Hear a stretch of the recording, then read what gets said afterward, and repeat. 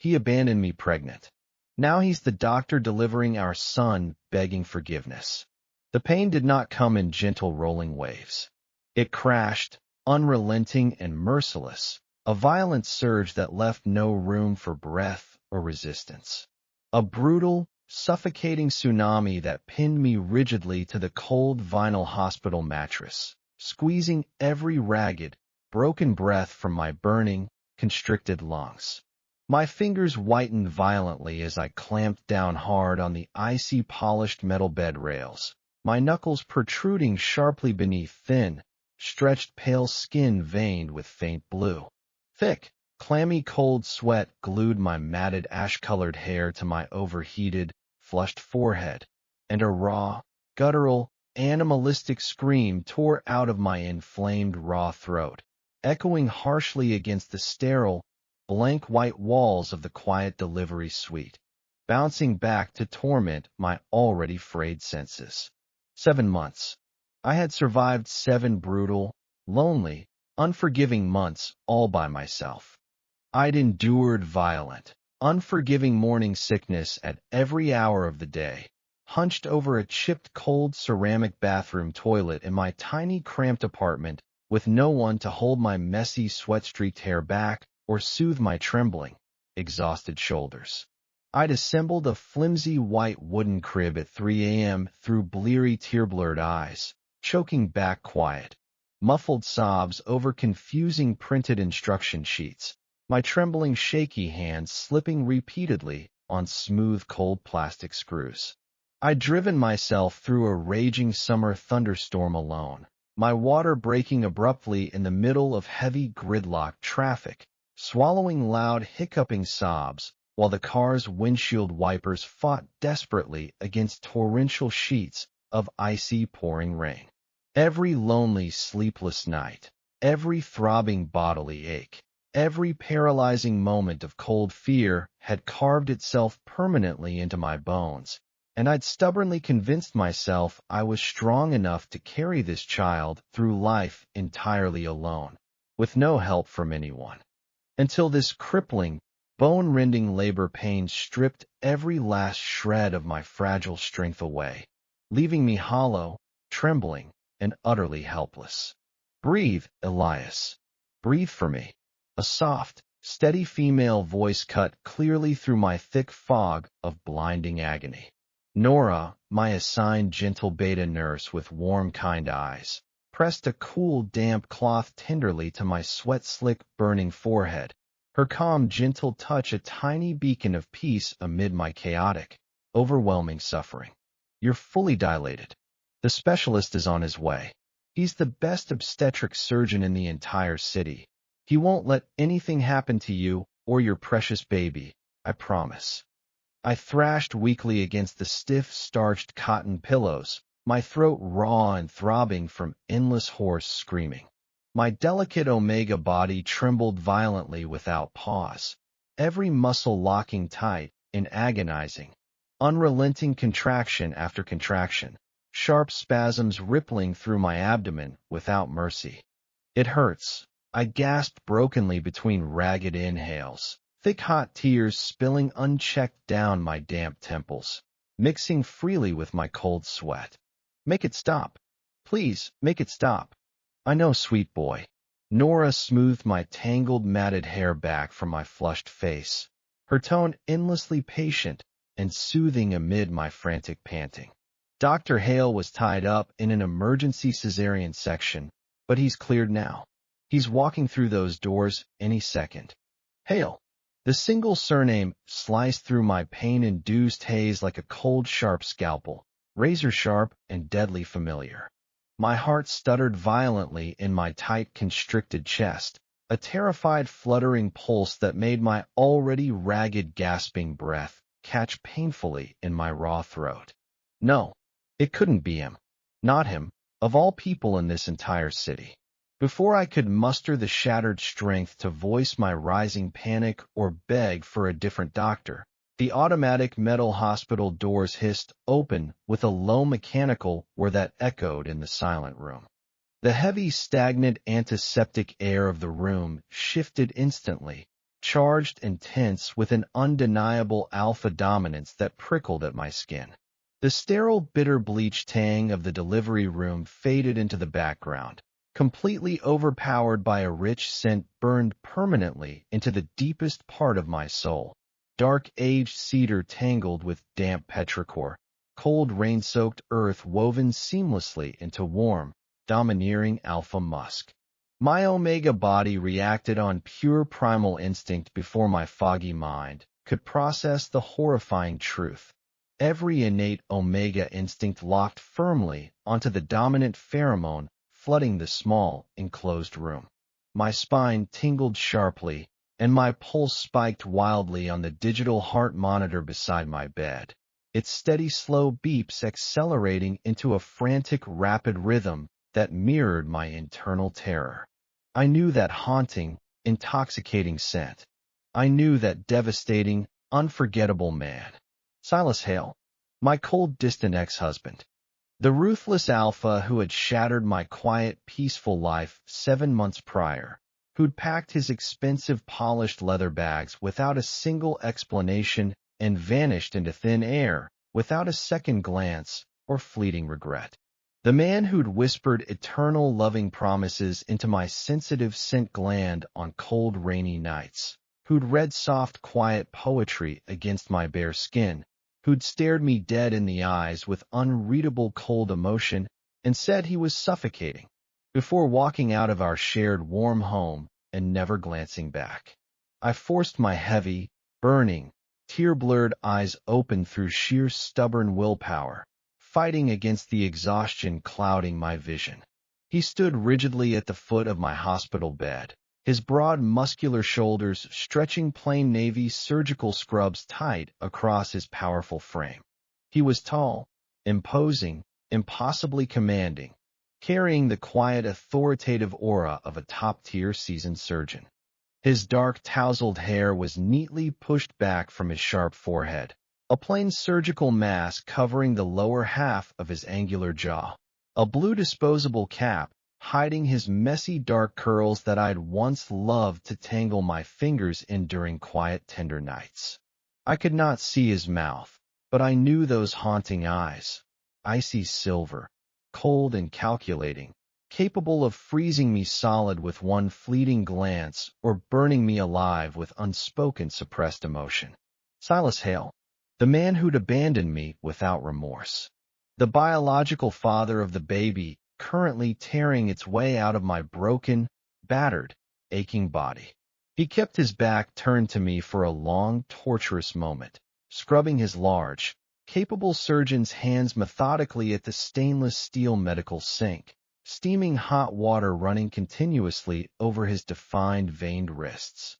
Every single movement was practiced, clinical, perfected by years of rigorous surgical training and countless medical procedures.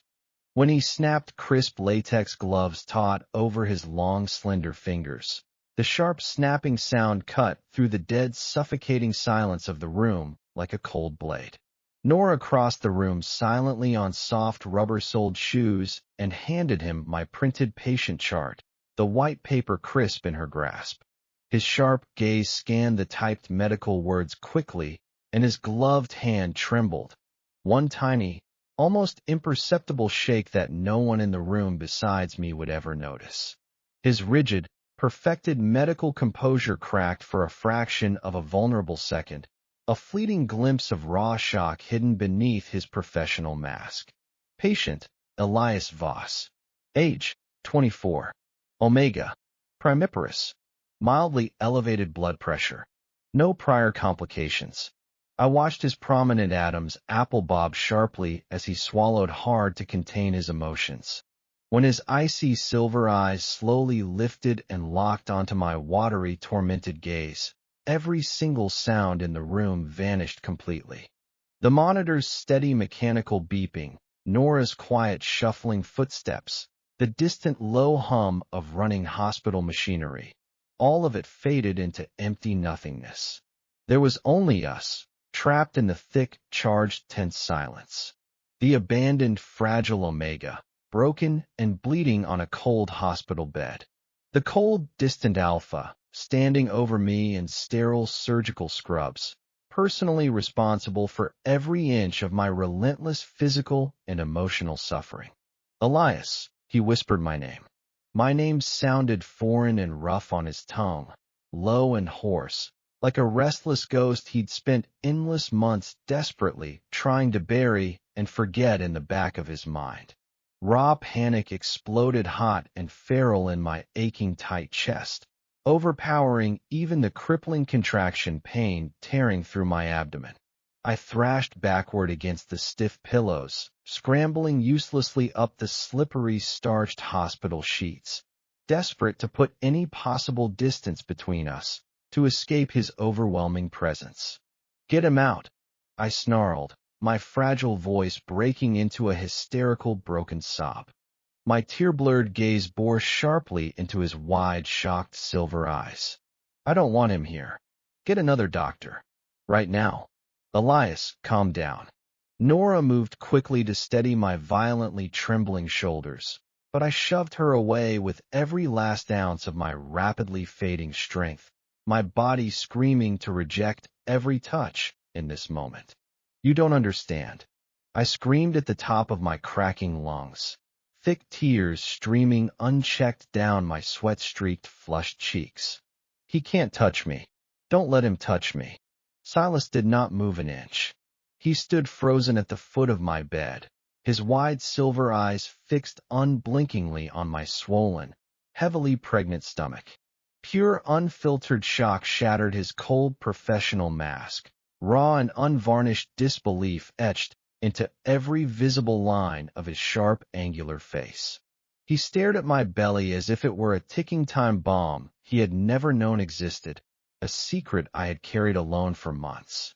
"You're pregnant," he murmured hollowly, his tone devoid of all emotion, disbelieving and faint, as if he could not process the simple truth standing right in front of him. "Get out," I shrieked, my voice cracking completely from overexertion and unbearable agony. Silas drew in one sharp, steadying breath to compose himself. In the blink of an eye, every trace of vulnerable shock vanished without a trace. The stunned, broken man was gone, seamlessly replaced by the detached, authoritative surgeon the entire hospital staff feared and respected. His pheromones shifted drastically too, no longer warm, comforting cedar, but sharp, icy, unyielding control that pressed heavily against my omega senses. "I am the attending physician on duty," he stated flatly, his voice low, firm, and completely unyielding. "The patient is in active labor. Transferring you now would put the fetus at fatal risk. I'm scrubbing in."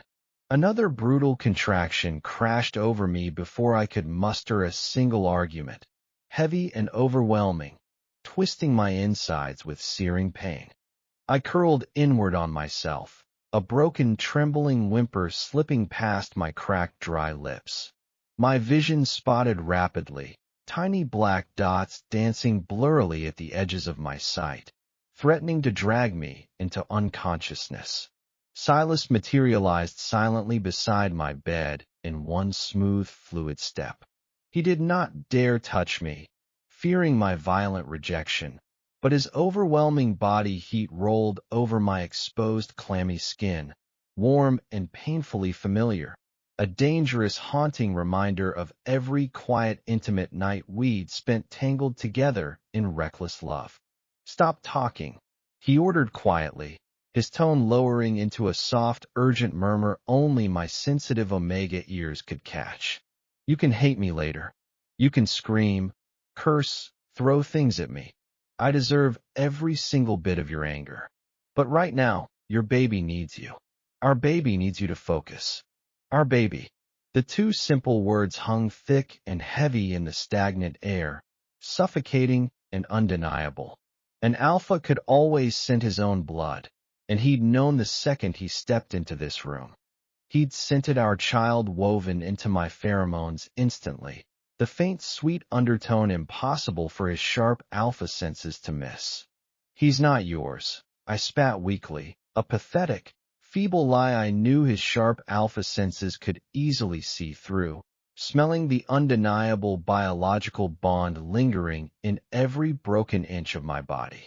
Silas's cold silver gaze flicked slowly over my flushed, trembling, tear-streaked face, memorizing every raw, vulnerable detail. We will discuss the truth later. His gloved fingers gently pressed against my tender lower abdomen, checking my dilation with practiced, clinical precision. His touch was entirely professional and detached, but my traitorous omega body remembered every soft caress, every gentle, loving touch from our past. My abdominal muscles softened instinctively against my will, my pheromones curling helplessly toward his dominant, comforting scent, even as my rational mind screamed in agony and rage.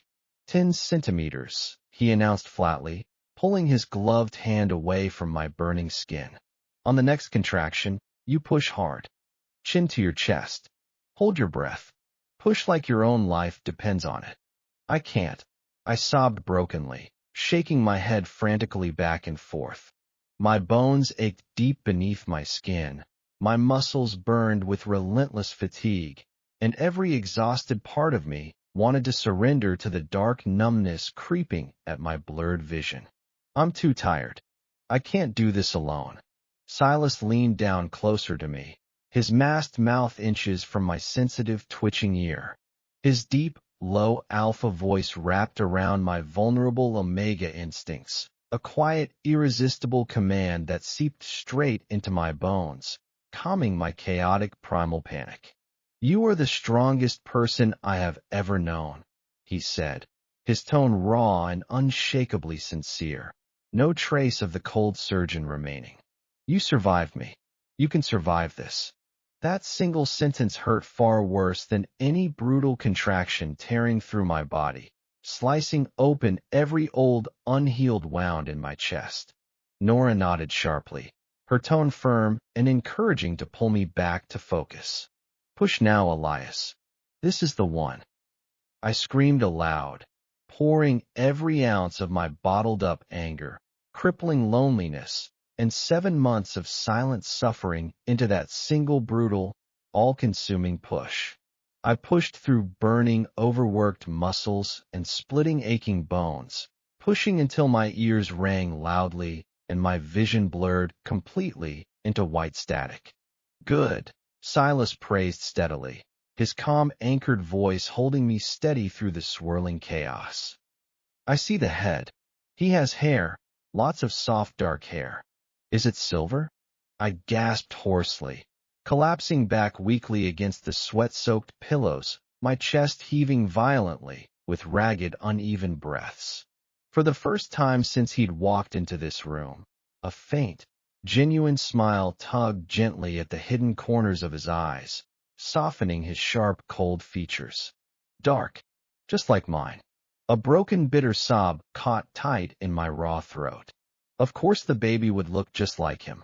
A permanent, breathing, living reminder of the cruel man who'd chosen his career over our fragile little family.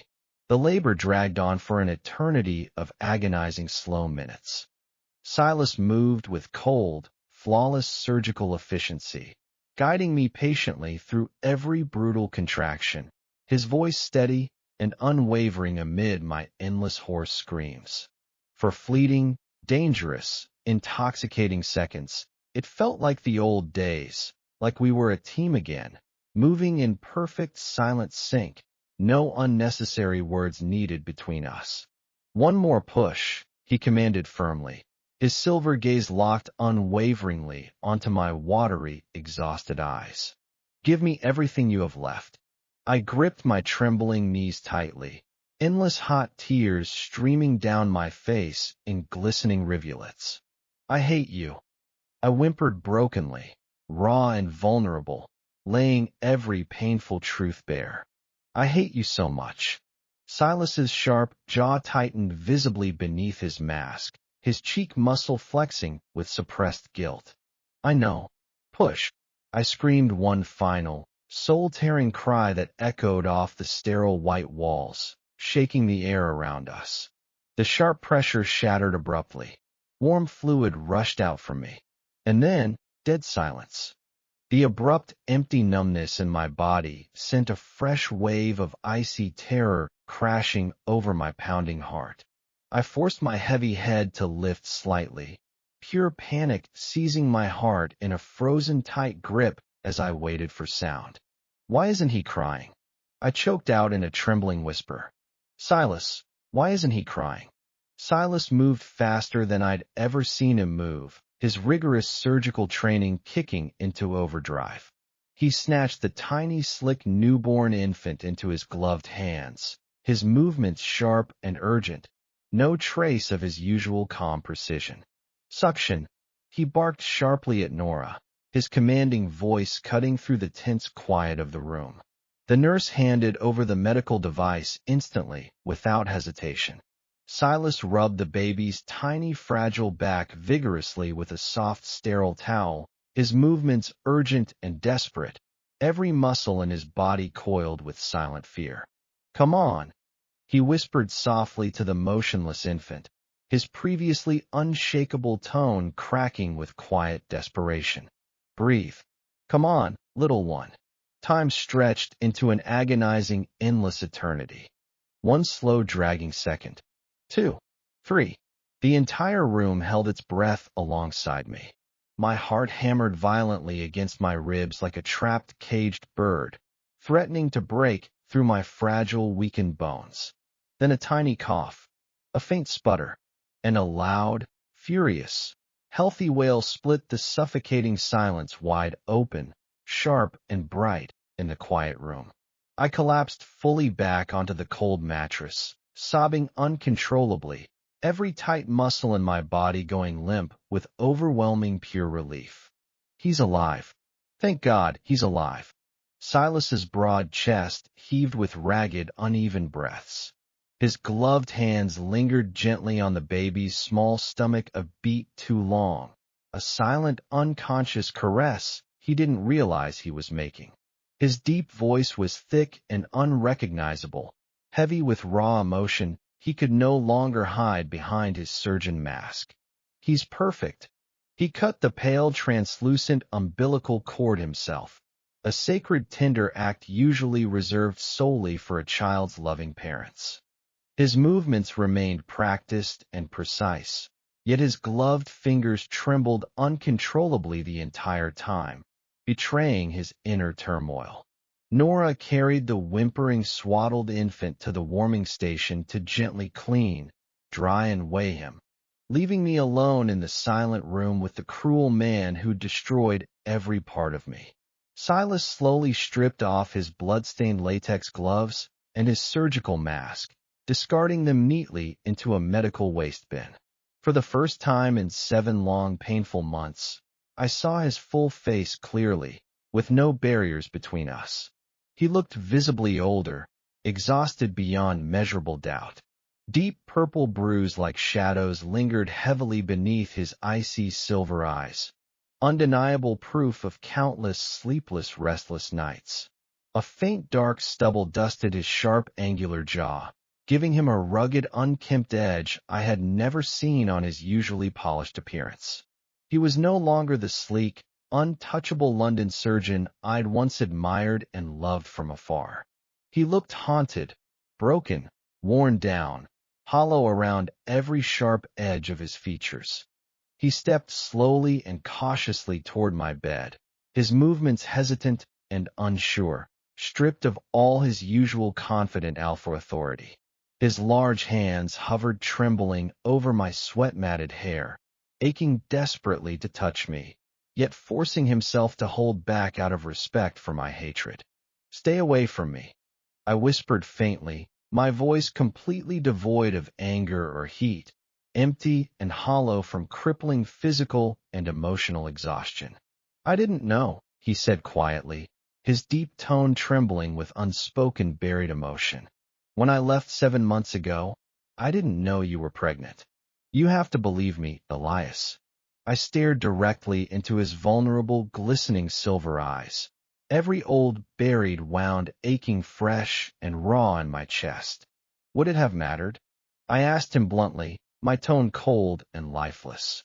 You said you didn't want a family. You said I was holding you back from your dreams. You said you needed freedom above everything else. Silas flinched sharply as if I'd physically struck him across the face, pain flickering across his sharp features. I was wrong. I was terrified. I made a coward's selfish mistake. A mistake is forgetting to buy groceries. I shot back at him, cold and bitter. Abandoning your bonded mate without a single word of explanation is unforgivable betrayal. He leaned forward slightly, raw desperation bleeding into every shaky word he spoke. I came back. 3 weeks ago. I quit my prestigious London fellowship without a second thought. I came home just to find you. I froze completely on the bed, my bleary eyes locking onto his earnest, tormented face in pure, stunned disbelief. I checked our old shared apartment first. He continued roughly, his voice thick with heavy regret. You were gone without a trace. I called your mother. She hung up on me mid-sentence, refusing to hear a single word I had to say. I took this permanent attending position at this hospital purely hoping I'd cross paths with you somewhere in the city. I never imagined our reunion would be like this. I deliberately ignored his shaky, heartfelt confession, my gaze fixed firmly on the tiny, swaddled infant resting across the room. I want to see him. Nora carried the tiny, warm bundle over to my bed seconds later, laying the 7-pound 4-ounce baby skin-to-skin gently on my bare chest. The second his soft, warm weight pressed against my sore, aching body, every other pain in the entire world faded away into nothing. He was tiny, impossibly perfect in every way. He had my soft, rounded nose and Silas's sharp, angular eye shape, an undeniable, beautiful mix of us both. When he slowly blinked his tiny, heavy eyes open, I froze entirely in place. Deep, endless navy blue, an exact perfect copy of his father's rare silver blue hue, unique and unmistakable. Milo, I whispered softly, pressing a trembling, tender kiss to his damp, warm forehead. My sweet little lion. A dark shadow fell gently over us. Silas stood beside the hospital bed, staring down at our fragile newborn son with raw, agonizing longing so intense it nearly cracked my cold, hardened heart open. For a fleeting, foolish second, I almost felt pity for the broken alpha standing beside me. Milo, he repeated quietly, tasting the soft, gentle name reverently on his tongue. He doesn't have a father, I said coldly, tucking my arm protectively tighter around the sleeping baby. Put unknown on the official birth certificate. Silas's strong jaw clenched hard enough to strain the muscle in his cheek. His alpha pheromones flared abruptly and uncontrollably, thick burnt sugar mixed with sharp ozone flooding the quiet room, a clear biological sign of severe distress and suppressed helpless rage. I am his father, Elias. You cannot deny pure biology. You gave up every single one of your rights the second you walked out that door 7 months ago. My protective omega instincts roared fiercely to life, sharp and unyielding. Silas leaned down toward me, his deep voice dropping into a low, possessive alpha growl that vibrated straight through my fragile bones. I'm not walking out on you again. I'm staying right here. I'm going to fix every broken part of us. You can't fix me. I mumbled weakly, my heavy eyes growing foggy with overwhelming exhaustion. Just leave. If you ever truly loved me, leave us alone. A long, suffocating silence stretched painfully between us. I assumed he would obey, that he would finally walk away from me just like he'd done 7 months prior. Instead, his large warm palm slowly covered mine where it rested gently on Milo's small back. His long fingers engulfed my smaller hand completely, warm and unrelenting. I never stopped loving you, he whispered brokenly, his voice raw and vulnerable. And I will spend the rest of my entire life proving it to you. Starting right now. I weakly tried to pull my hand away, but my body was far too heavy and tired to resist his gentle, firm grip. Dark, fuzzy numbness crept in at the edges of my blurred vision, warm and inescapable. The last quiet words I heard before slipping into unconsciousness were low, deadly, and ice-cold against my sensitive ear. I saw your blood panels, Elias. I know about the hidden sickness. Why didn't you tell me you were dying? The steady, monotonous beeping of a heart monitor dragged me slowly back into hazy, half-lidded consciousness, cutting through the thick fog of my exhaustion.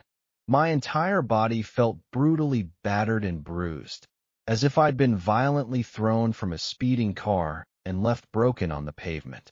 My hips throbbed relentlessly with a deep, dull ache. My abdomen stung with lingering soreness from labor, and every shallow breath I took sent a sharp, stabbing pain piercing through my tender, fragile chest. The sterile antiseptic scent of the quiet recovery room burned my sensitive nostrils, faintly mixed with that damn familiar addictive cedar and rain musk I could never fully escape, no matter how hard I tried.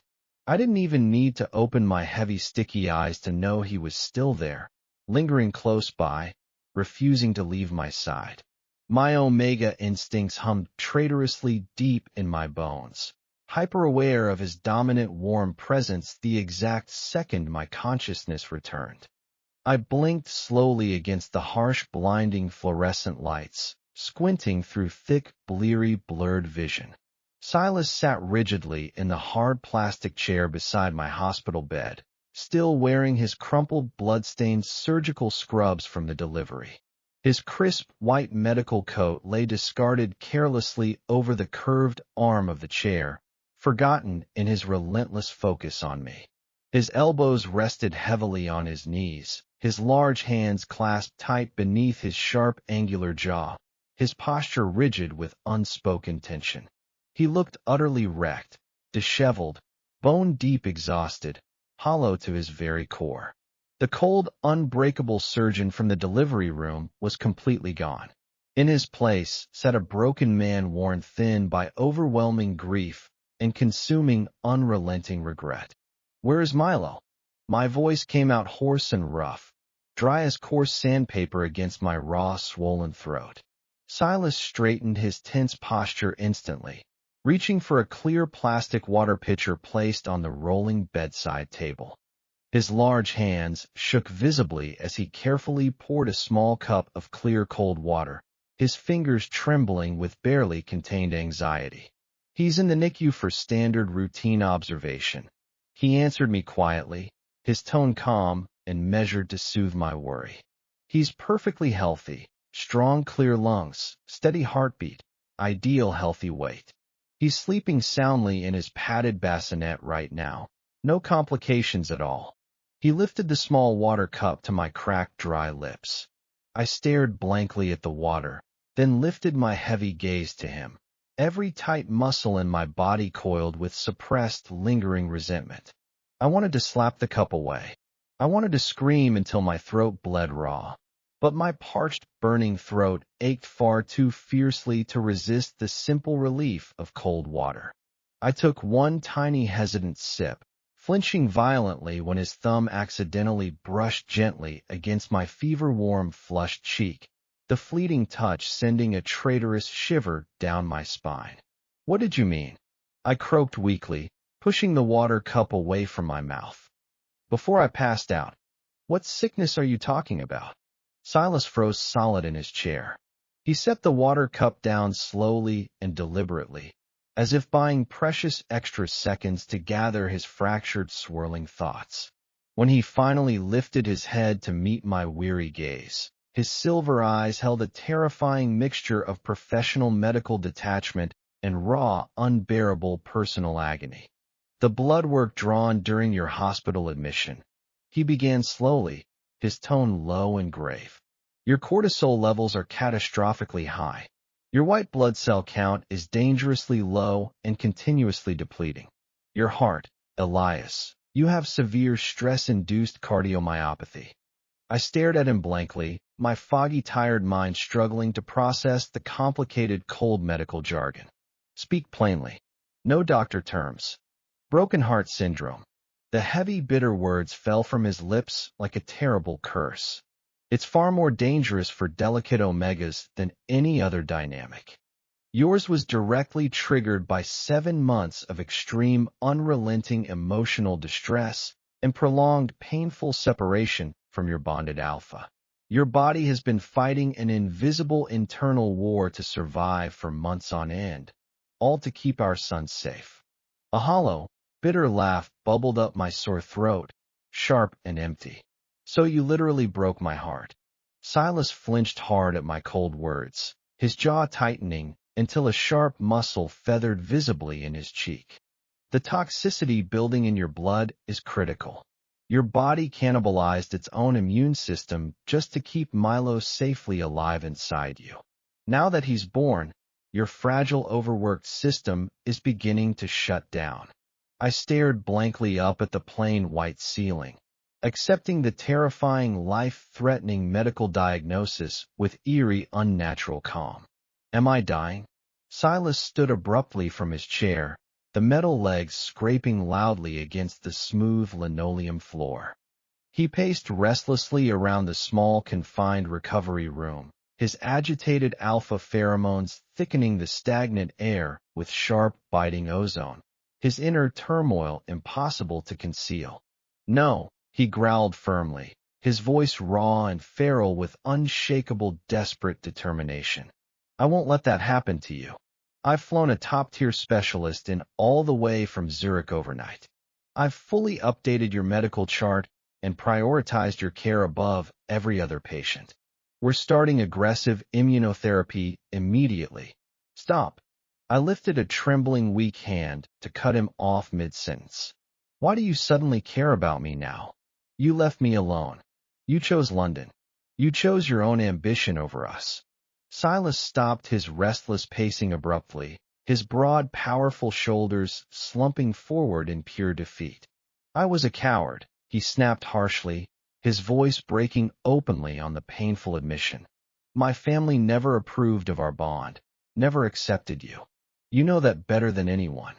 They threatened to cut me off financially entirely, to ruin my hard-earned medical career before it even truly began.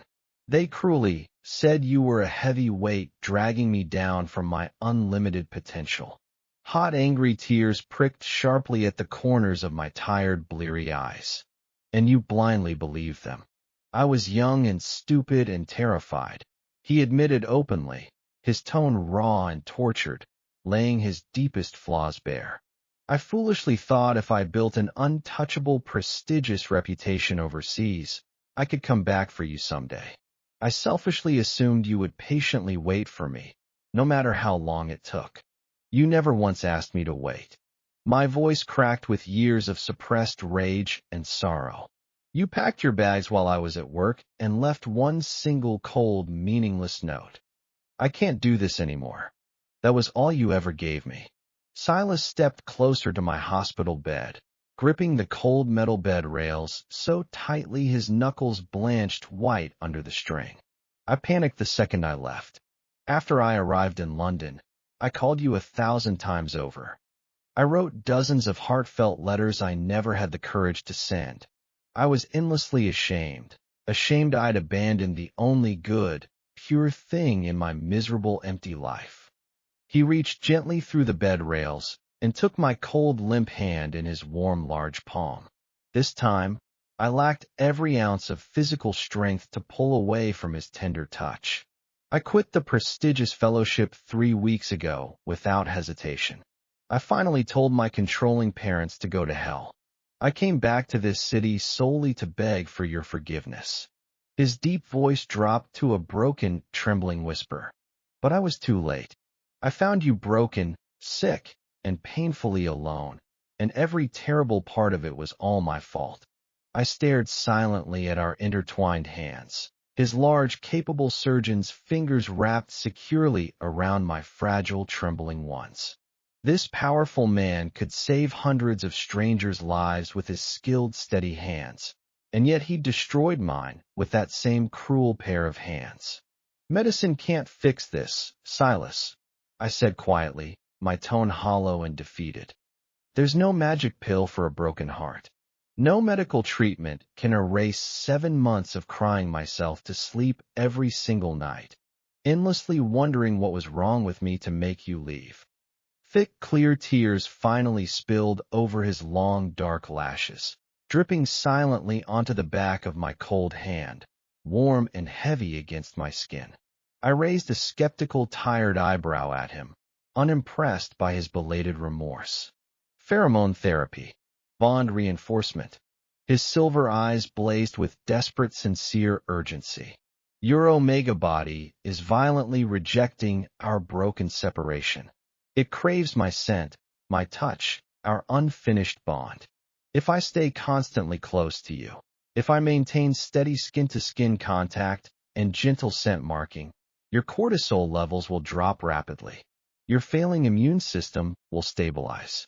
It is the only proven way to reverse this life-threatening cardiomyopathy quickly. A dry, humorless, bitter laugh escaped my cracked, pale lips. You're joking with me. The cure for being sick of you is simply more of you.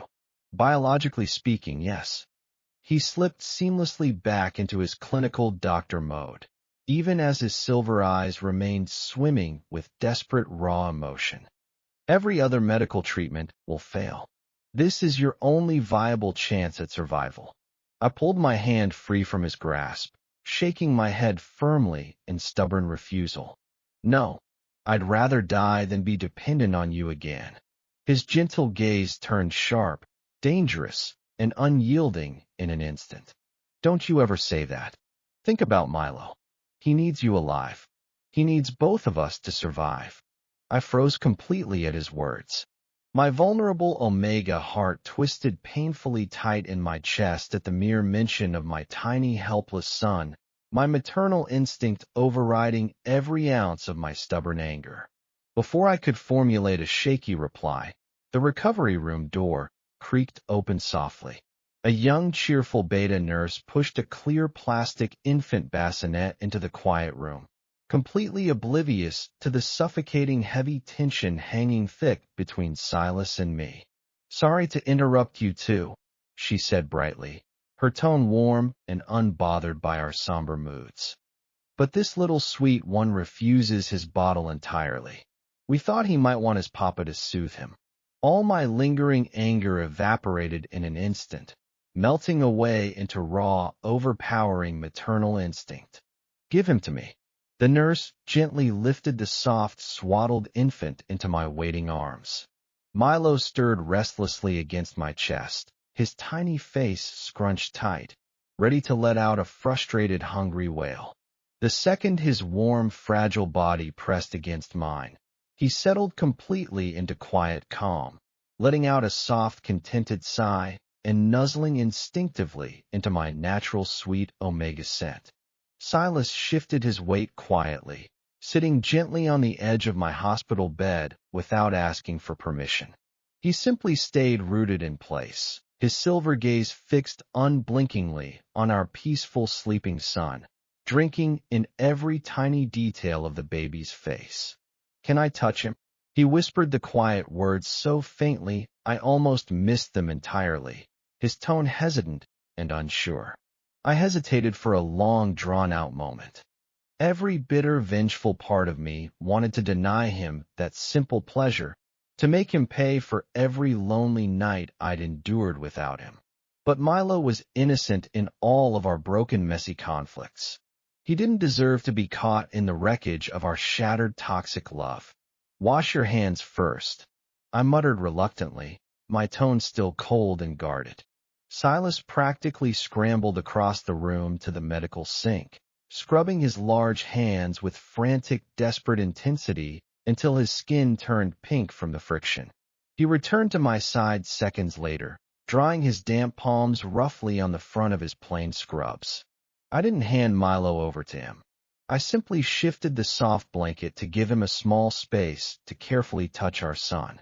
His trembling forefinger brushed gently against Milo's chubby, soft cheek. The tiny baby instinctively turned toward his warm touch, his tiny mouth opening in a quiet, searching motion for comfort. He smells just like you, Silas murmured quietly, pure wonder etched into every line of his tired face. Sweet vanilla and warm milk. But he has my sharp nose. I huffed out a dry, tired laugh.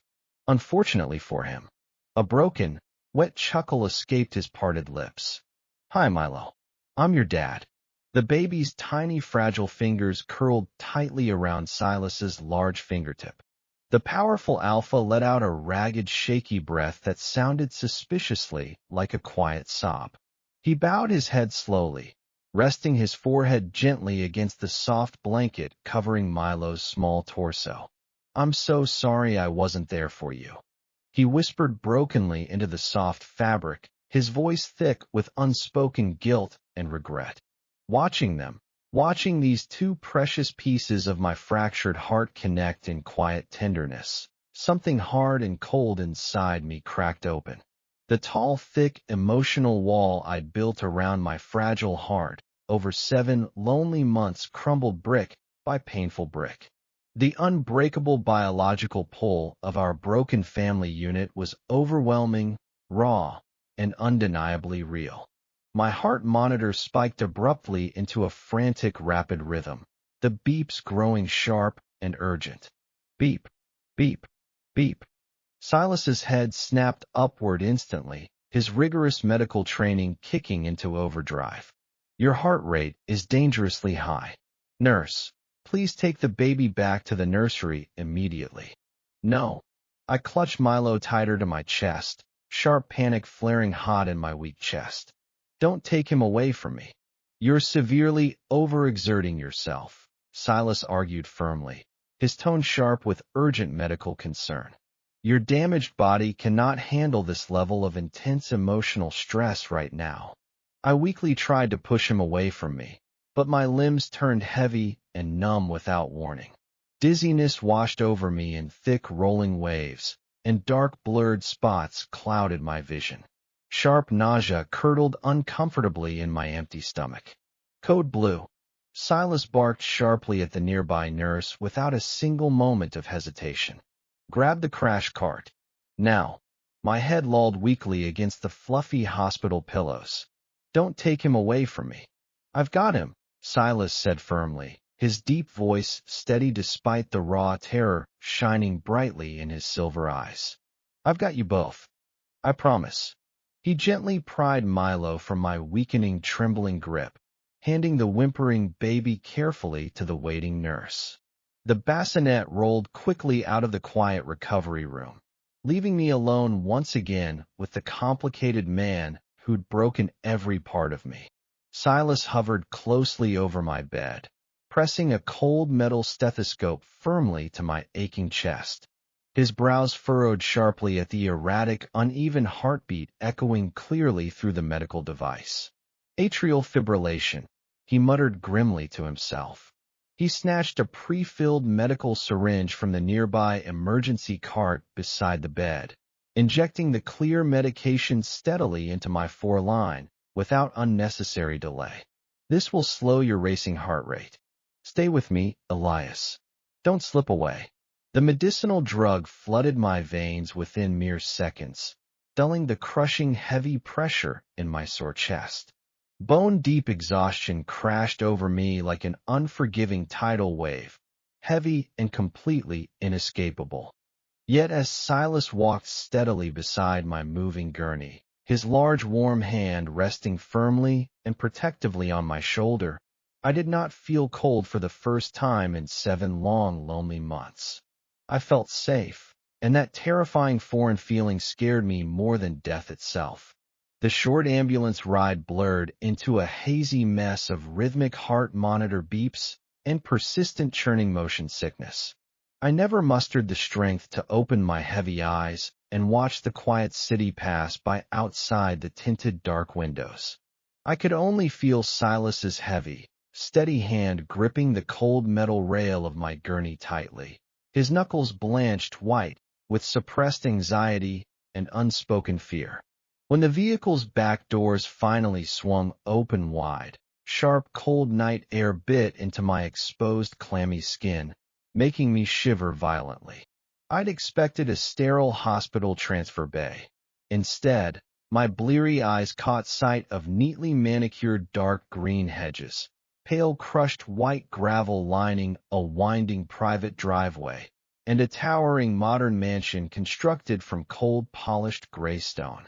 The grand residence looked less like a warm, loving home and more like an impenetrable, luxurious fortress, built to keep unwanted people out and painful secrets locked safely inside its walls. "Welcome home," Silas murmured quietly, the simple words tasting bitter and heavy on his tongue, thick with unspoken regret. "This isn't my home," I whispered weakly in reply, my tone hollow and unconvincing even to my own ears. "Your home is wherever your family resides." His gentle tone held unshakable quiet resolve, leaving no room for pointless argument. Uniformed paramedics carefully carried me through a vast, grand marble foyer with impossibly high vaulted ceilings. The sprawling space was undeniably stunning yet cold.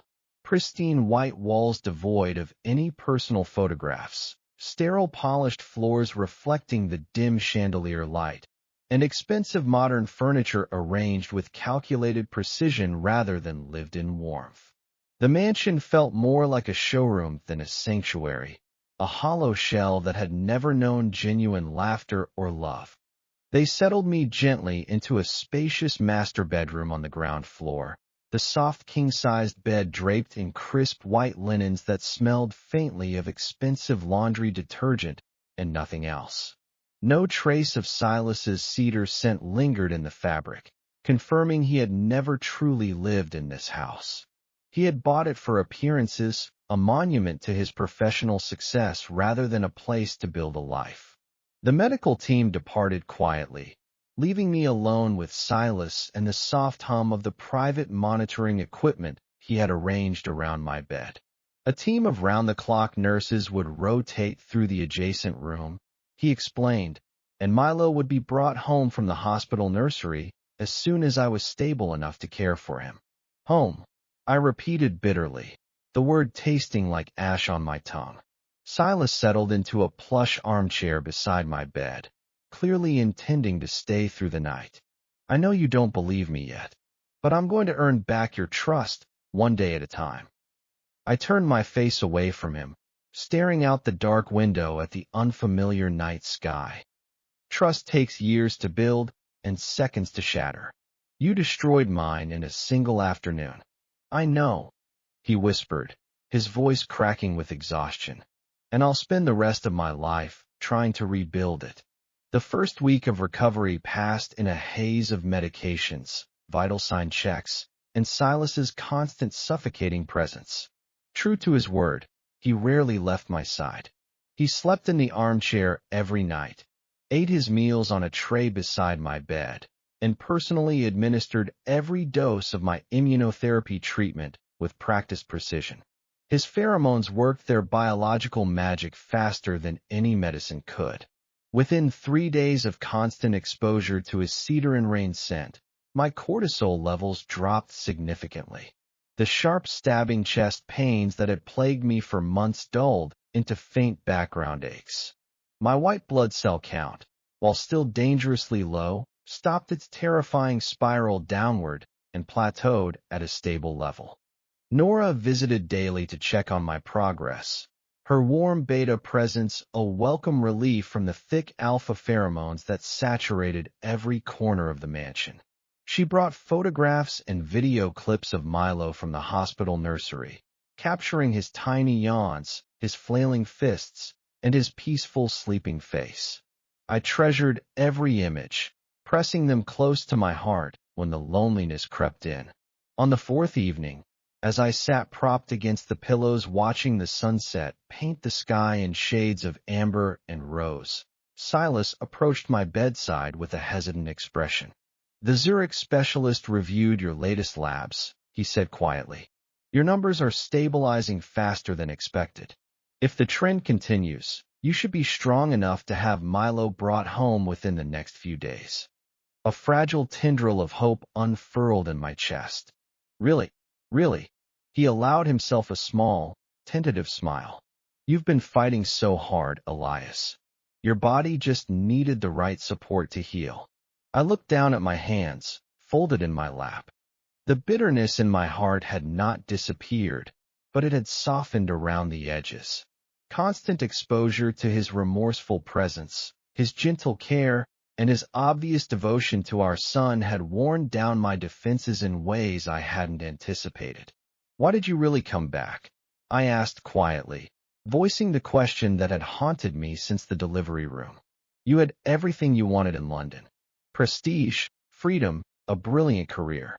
Why throw it all away? Silas was silent for a long moment.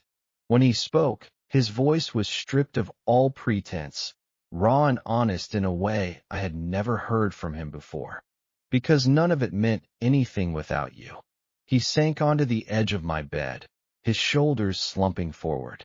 I achieved every professional milestone I'd ever dreamed of. I published groundbreaking research. I operated on patients other surgeons were too afraid to touch. I built a reputation that made my family finally proud. And every single night, I went back to an empty luxury apartment that felt like a mausoleum.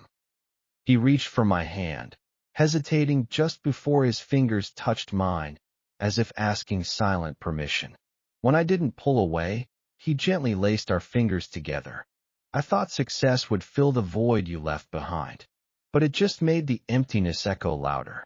His thumb traced small circles on the back of my hand. I love you, Elias.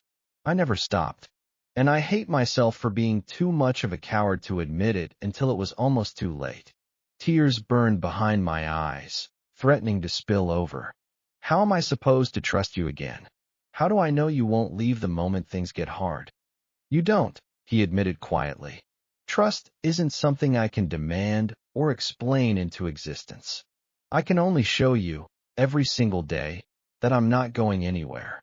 That you and Milo are the only things that matter to me anymore. He released my hand gently and stood, moving toward the door. I'll give you some space. The nurse will be right outside if you need anything. Silas. His name slipped past my lips before I could stop it. He turned back, hope flickering warily in his silver eyes. Thank you, I said quietly, for saving Milo, for saving me. I'm not ready to forgive you yet, but I'm willing to let you try. A single tear traced a path down his sharp cheekbone. He nodded once, a short jerky motion, then slipped silently out of the room. The day Milo came home was the first day I truly felt the ice around my heart begin to thaw. Silas had transformed the room adjacent to the master bedroom into a beautiful nursery, with soft gray walls, a white wooden crib, and a large window that let in streams of gentle morning light. A mobile of felt stars and moons hung above the crib, and a plush rocking chair sat in the corner for late-night feedings. When the nurse placed Milo in my arms, the baby immediately nuzzled against my chest, his tiny fingers curling into the fabric of my shirt. His silver blue eyes blinked up at me with innocent curiosity, and I felt tears spill down my cheeks before I could stop them. I missed you so much, I whispered, pressing kisses to his soft forehead. Mama's here now. Mama's never leaving you again. Silas stood in the doorway, watching us with an expression of such raw longing that it made my chest ache. He didn't approach, didn't intrude on our moment, simply waited with patient reverence. Milo, I said softly, my voice steadier than I expected. Do you want to hold your son? Silas's breath caught audibly. You'd let me? You're his father. The words were still difficult to say, jagged edges of old pain clinging to every syllable. He deserves to know you. Silas crossed the room in 3 long strides, sinking into the rocking chair beside me. I carefully transferred Milo into his waiting arms, my fingers brushing against his warm skin in the exchange. The alpha cradled our son against his broad chest with such tender reverence that fresh tears stung my eyes. Hey there, little man, Silas murmured, his deep voice softened to a gentle rumble. I'm your daddy. I know I haven't been around, and I'm so sorry. But I promise you, I'm never leaving again. Not ever. Milo yawned, his tiny rosebud mouth opening wide, then promptly fell asleep against his father's heartbeat. Silas looked up at me, his silver eyes shimmering with unshed tears. Thank you, Elias, for giving me a chance I don't deserve. I reached out hesitantly, resting my hand on his shoulder. Don't make me regret it. I won't, he vowed. I swear on my life. The weeks that followed were strange and tender and painful all at once. Silas took a leave of absence from the hospital, delegating his surgical responsibilities to his colleagues so he could focus entirely on my recovery and Milo's care. He woke for every nighttime feeding, insisting I rest while he warmed bottles and changed diapers with the same meticulous precision he'd once reserved for the operating room. He cooked my favorite meals, read aloud from the novels I loved, and sat with me through the difficult physical therapy sessions that rebuilt my weakened body. Slowly, almost imperceptibly, the mansion began to feel less like a fortress and more like a home. I hung photographs of Milo on the walls. I placed fresh flowers on the dining table. I claimed the window seat in the library as my own, curling up there with books and soft blankets while the baby napped. Silas noticed every change with quiet satisfaction, never commenting, simply filing away each small proof that I was slowly letting him back in. One rainy evening, with Milo sleeping peacefully in his nursery and the soft patter of raindrops against the windows, Silas found me in the library. I was staring at an old photograph. Our wedding day, my face bright with joy, his arm wrapped protectively around my waist. I framed that same picture for my desk in London, he said softly from the doorway. I looked at it every single day. I didn't turn around. You broke my heart, Silas. Some days I still can't breathe when I think about it. He crossed the room and knelt beside my chair, his large hands resting gently on my knees. I know, and I'll spend every day of the rest of my life trying to put it back together, if you'll let me.